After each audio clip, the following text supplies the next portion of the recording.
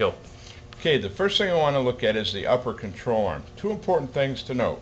You do have a washer here to help seat your cotter pin and your castle nut, and we supply these nice urethane bushings for the grease. Now remember, these are not a hermetic seal. They don't hold pressure.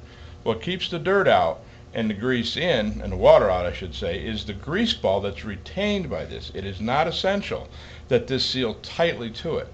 The job of the sealing is actually done by the ball of grease this contains, so don't get thinking this has to be a super tight seal. Especially when the suspension goes up and down, it's going to move around. The other thing that's important is this knurling here. Sometimes this slot type adjustment gets criticized. It's extremely forgiving, so it works very well for the guy that doesn't have a complete fixture to install these shock towers.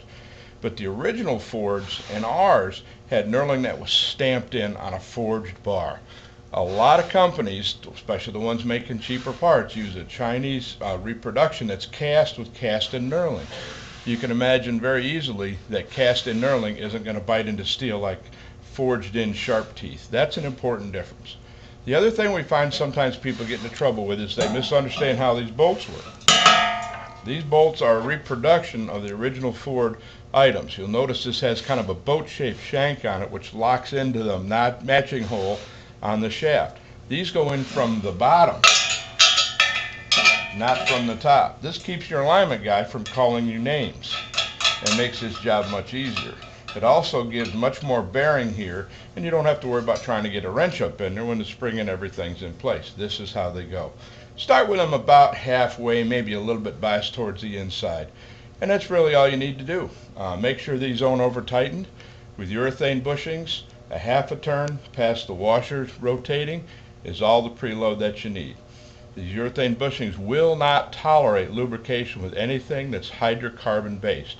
No oil, no white grease. The only thing you want to use on these, if you think you need anything, is silicone. They are molded with graphite impregnated in the plastic, and we never lubricate them here. You shouldn't have to either.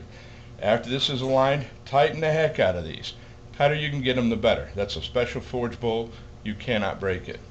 This hole here doesn't get used very often, but an old-time alignment shop had a fixture that was used on all Ford cars that locked into this and then gave them a screw that they could use to move that in and out.